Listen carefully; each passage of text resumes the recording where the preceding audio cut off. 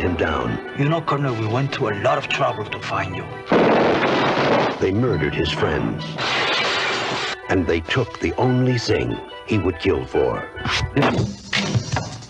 Now, somewhere, somehow, someone's gonna pay.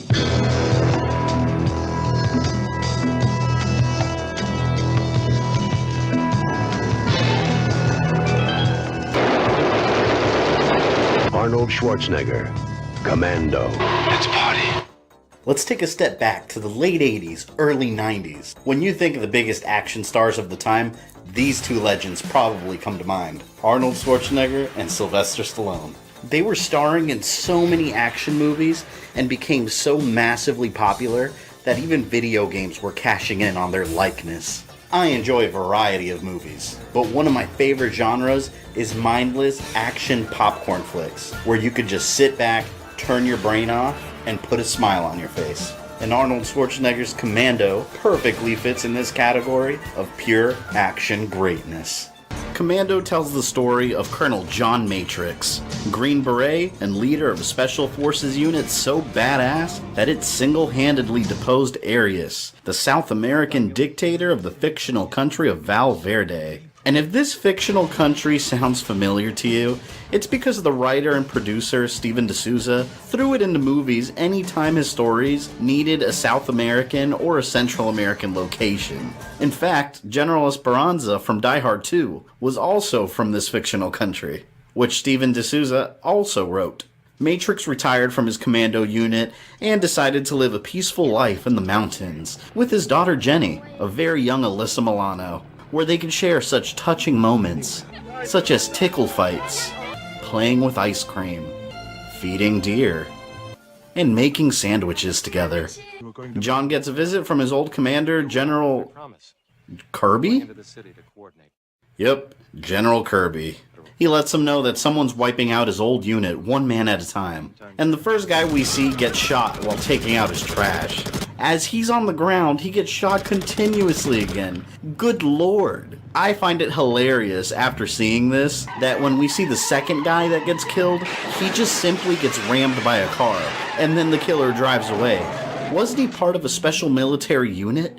He could have survived getting hit by a car. After Kirby tells Matrix that her men are getting killed, and they're coming after him next, he leaves. And he also leaves some useless guards there. And of course the attack comes. And if action movies have ever taught me anything, it's that you don't mess with Arnold and survive. Your daughter's safe, Colonel. And if you want your kid back, then you gotta cooperate. Right? Wrong. And I noticed this awkward painting in the background with a little naked girl getting in the bathtub. What the hell? Anyways, his daughter gets kidnapped and he goes after the kidnappers by using his massive strength to push his car down the mountainside. Quite possibly one of the worst ideas I've ever seen. And this results with him getting captured himself. Don't move, motherfucker.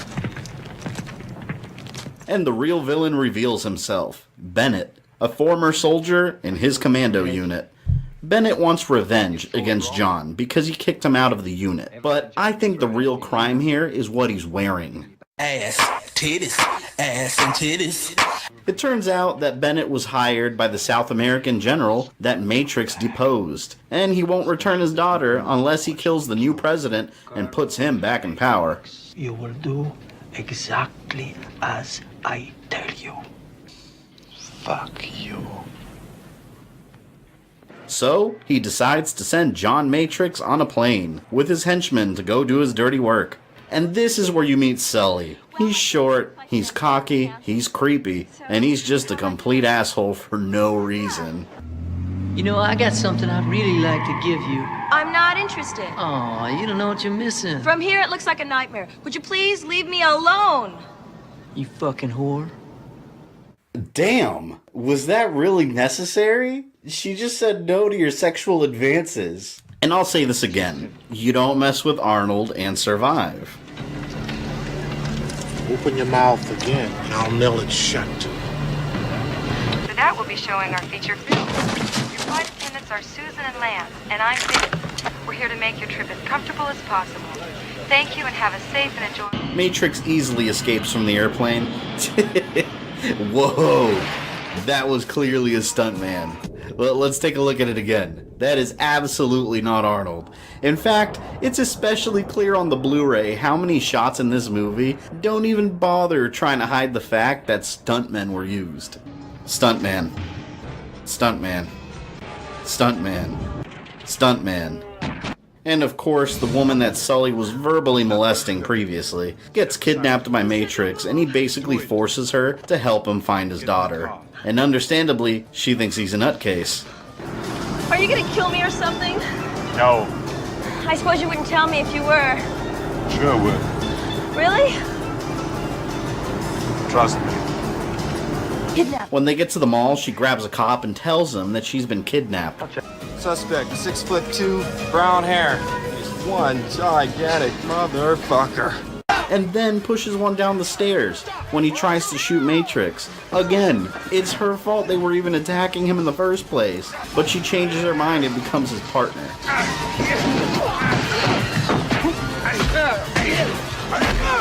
I absolutely love it when he finds Sully, though. Sully absolutely shits his pants and runs away, for good reason, too. Have some beers in Valverde, Matrix. Funny guy, Sully. I like you. That's why I'm going to kill you last. Remember, Sally, when I promised to kill you last? That's right, Matrix. You did. I lied. What'd you do with Sully? I let him go.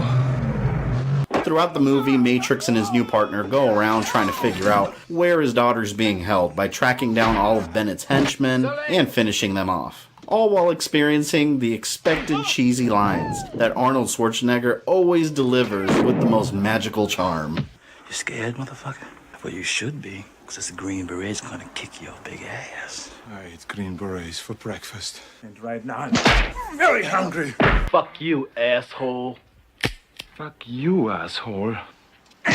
Listen, loyalty is very touching, but it is not the most important thing in your life right now. But what is important is gravity.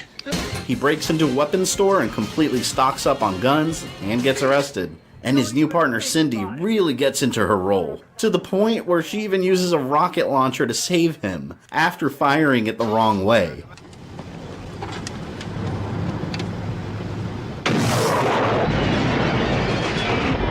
Again, she saves him by firing a rocket at him. She not only could have killed him, but the two cops that were transporting him also.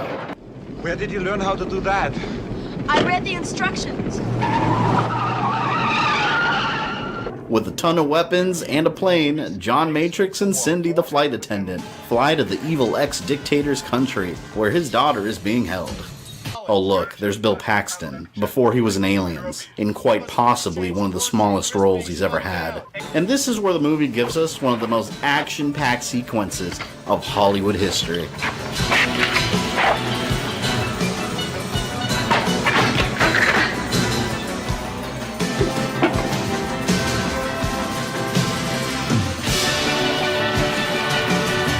Everything gets thrown at Matrix and he just goes to town.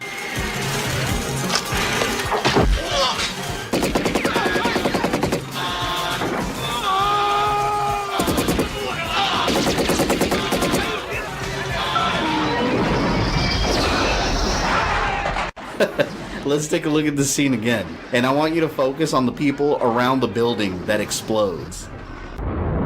They're not even real. They didn't even bother hiding the fact that these are all puppets. Look at them. Outstanding. And these are quite possibly the worst soldiers in movie history. Their aim is even worse than an Imperial stormtrooper. Yes, I just said that. Matrix looks like he's going on a calm Sunday stroll while emptying his machine gun. Everybody's shooting at him and nobody is hitting him. Then again, this is a man that's already exhibited Herculean feats of strength, such as carrying a full-size log with one arm, cutting wood, picking up an entire phone booth with his bare hands, ripping a car seat out, and pushing a car over effortlessly, throwing saws with more skill than Metal Man from Mega Man 2, easily slicing off a grown man's arm, and he's even bilingual. Come sta? So I wouldn't be surprised if he were shot several times and just continued walking. Eventually, Matrix finds his daughter's kidnapper and blows him away.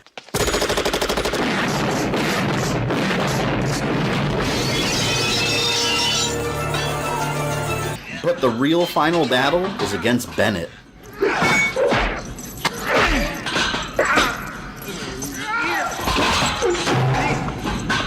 If you've noticed how ridiculously huge Arnold is in this movie, there is no reason that Bennett should have realistically been any physical threat to him.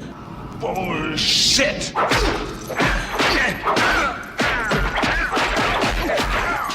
But Vernon Wells does a great job portraying Bennett. He plays the role so over the top and crazy that he is a joy to watch. I'm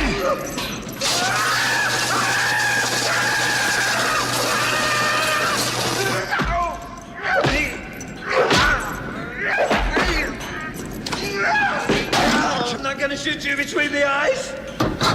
Shoot you between the balls.